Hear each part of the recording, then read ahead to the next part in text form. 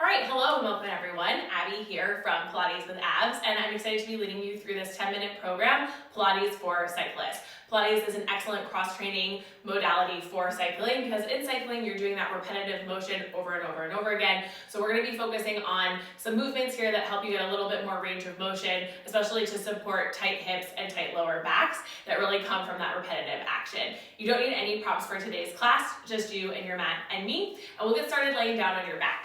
So we'll set up to do a little bit of bridging here first, and I love a bridge because it helps again to open up through the front of the hips. So hands can rest down by your sides, knees bent, feet on the floor, and feet are going to be about 2 or 3 inches away from each other. We're going to start with just a little imprinting of the lower back. As you exhale, you imprint the lower back right down into the mat. Inhale that pelvis back to your neutral position, and we'll go again. Exhaling, pubic bone goes up, lower back melts down, and then reverse it back to neutral. And let's go again for about 4 more. So the goal with this is you're just getting already a little bit of that hip and lower back mobility while connecting to your deep core muscles. Let's do 2 more. Nice. And then from here, we're gonna find your pelvis in that tucked position where it will stay. Hands again can press down, start to peel your hips away from the mat. Feel a stretch already coming through the front of the hips, and then lower the pelvis all the way back down. We'll take that again, peeling the hips up nice and slow, and lowering those hips down nice and slow. So we started the same way with that imprinting of the lower back down, and I want you to focus on going bone by bone by bone to lift those hips up, and bone by bone by bone to lower. We're gonna go 4 more times through. Back of the legs here are really starting to feel some activation. So in cycling, again, a lot of the emphasis can be really on the front side of the body, and those hips sort of stay in that flexed position consistently. So I want you to really focus on getting a little tone going through the back of the legs, opening up the hips without overarching in your upper spine. We want the high hamstring and the low glute to really activate, because that can be a muscle area that's hard to focus on in your regular cycling action and can help to prevent injury to the hamstrings by strengthening there. So let's hold it up at the top on the next one, and we're gonna add some single leg work to this. Marching the legs one at a time up to a tabletop position.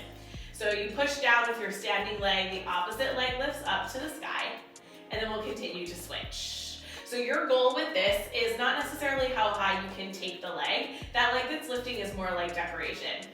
You want to focus on the standing leg pushing down into the floor, and how stable can you keep your pelvis while you float those legs. That stability of the pelvis is actually activation through your deep core. So the abs are sneakily working here through this. And again, because cycling is a unilateral exercise, meaning your legs are doing different things consistently. So this is a really good way to strengthen that core, strengthen the hip complex, and again, especially strengthen through the back of the legs where we need a little more support. Let's go 1 more time each side. And when you're even with that, you can set your feet down to the floor. Let's take little movements of pelvis up and down. Again, trying to really target the high hamstring and low glute. So if you feel lower back, just bring pelvis closer to the floor. Press the heels down, pull the heels in energetically towards your hips. And again, hollow the abs, hug the pubic bone up. We'll stay for 6, 5, 4, 3, 2. Nice, take it all the way down. Pull the knees into the chest. One hand on each knee, and we're gonna draw a couple of hip circles here. So when you draw the knees in a little circle, again, you're increasing that hip range of motion in a more circular 360-degree range. And make sure you go both directions. Nice. Good. Okay, and then from here, we're gonna bring those legs to what we call tabletop position. So bring your shins so that they're parallel to the floor. Take your hands, stack the hands right up against the left thigh. Give it a little push. Feel your core start to turn on. And then on your next exhale, press that right leg long and pull it right back in. We'll keep it going. Every time you exhale, you're both pressing hands into that left thigh. Thigh is resisting the hands, and you're finding the single leg stretch. So this is core work, right? Again, stabilizing in the pelvic girdle, getting your deep core going while taking a single leg activation so that you can really build that strength here from the inside out. We'll take 2 more, and then we're gonna go right to side 2. So let's take the hands against the right thigh, give it a little push. As you exhale, stretch the left leg long and come back in. And we'll keep it going. You're gonna go for about 6 more just like this. If you notice yourself starting to take tension into the neck and shoulders, see if you can relax that just a little bit. We're gonna take it for 3. Always a little bit sneaky how hard this is, right? 2, good. And on 1, go ahead and take those feet all the way down to the floor, arms to the side. Let your knees gently twist from side to side. Wonderful. You'll get a little chest stretch, which is also beneficial for you cyclists, and a little, again, hip and lower back mobility. And then just go ahead and roll yourself all the way off to the side. We'll reset back, or now, to a hands and knees position. And I want you to take some cat-cow. So bring the shoulders over the wrist, bring the hips over the knees. Inhale as you look up, exhale as you look in. And we're gonna take this cat-cow to increase both your hip and spinal mobility. So see if you can focus on opening up your upper back. I know you all are more used to being in this rounded upper spine position.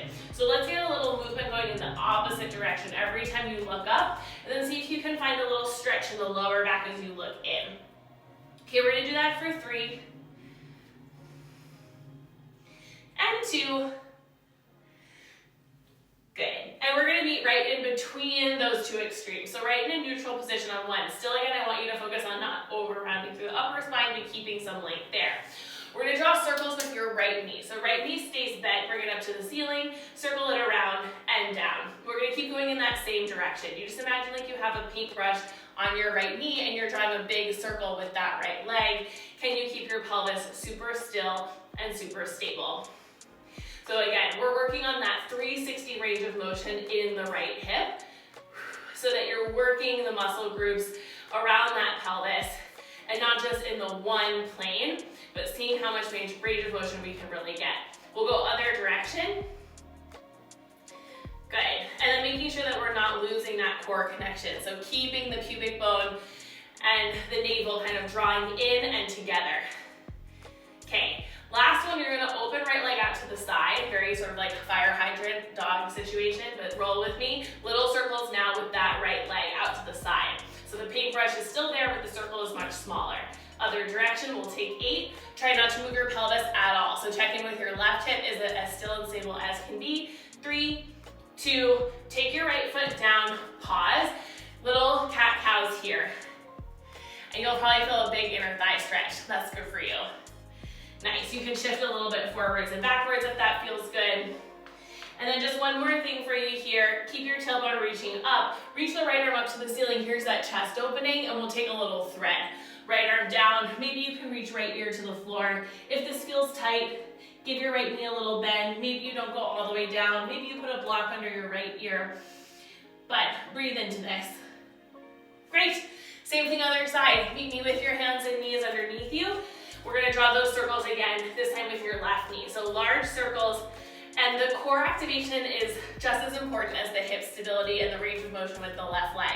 And that's what I love about Pilates, is you're really getting core work no matter what you're doing, what muscle group we're focusing on. You're also getting that activation in your abs. Okay, other direction with those circles.